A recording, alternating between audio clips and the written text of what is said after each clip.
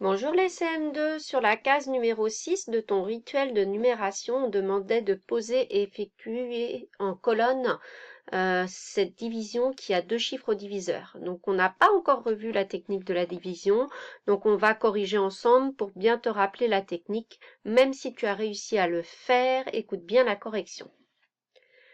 Alors, en tout premier, on se dit, est-ce que je vais prendre un ou deux chiffres? Donc on se dit dans 8, combien de fois 37? Bah, c'est pas possible, c'est 0 fois, et on commence jamais un résultat au quotient par un 0, parce qu'un résultat ne commence jamais par un 0. Alors, je prends dans 85, donc ça va être mon premier nombre au quotient. Moi, je mets des petits points pour savoir. Ensuite, je vais abaisser ce nombre-ci, donc ça me fera un deuxième résultat au quotient.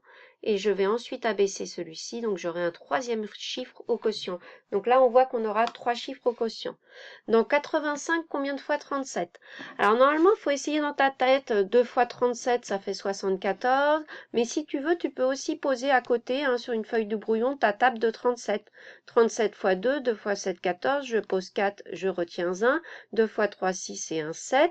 Après, je peux poser aussi 37 fois 3. Donc ça, c'est à faire sur une feuille de brouillon ou sur l'ardoise, mais là, tu ne l'as pas. 3 fois 7, 21. Je pose 1, je retiens 2. 3 fois 3, 9 et 2, 11. 3 fois, ça va pas, puisque ça fait 111. On est au-dessus de 85, donc il faut prendre 2 fois. Donc au quotient, aussitôt, j'écris mon résultat. Donc c'est 2. 2 fois 37, ça fait 74. Donc ici, j'écris moins 74 en alignant bien. Alors les barres d'opération dans la division, on peut les faire en bleu, les barres d'opération intermédiaires. Donc là, je fais ma soustraction. 5 moins 4, ça fait 1. 8 moins 7, ça fait 1. Maintenant, je mets des petits pointillés et j'abaisse mon 2. Je travaille sur 112. Moi, je mets toujours une petite vague comme ça au-dessus pour savoir sur quoi je parle. Je travaille. Dans 112, combien de fois 37? Ah, on vient de trouver que 37 fois 3, ça fait 111 ici. C'est bien, on est tout juste en dessous. Donc on sait que c'est 3. Donc j'écris mon 3 au quotient. Alors excuse-moi, j'ai très mal écrit. Tu sais, moi je suis avec ma souris, donc c'est pas évident. Donc j'écris mon 3 que je viens de trouver.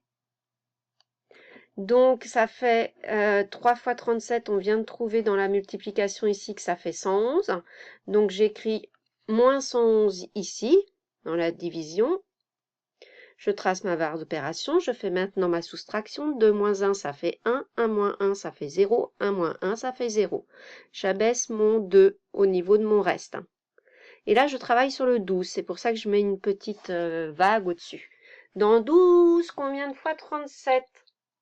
Ah bah, une fois 37, ça fait 37, donc c'est pas une fois, c'est 0 fois. Alors ici, je peux avoir un 0, parce que je suis au milieu du quotient, ou à la fin, j'ai le droit à un 0. C'est au début que j'ai jamais le droit, parce qu'on n'écrit jamais un résultat 0, 230, ça n'existe pas.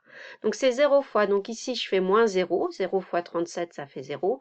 Il me reste 12. Je n'ai plus de chiffres à abaisser, ma division est donc finie. Je dois toujours écrire à côté, en plus que le reste, 12, on doit toujours vérifier qu'il est inférieur au diviseur. Ici, le diviseur, c'est 37. 12 inférieur à 37, si c'est bien inférieur, c'est bon. Donc voilà pour la technique de la division à deux chiffres que nous verrons au retour des vacances d'hiver. Bon, voilà, bon courage les CM2, bon travail, au revoir.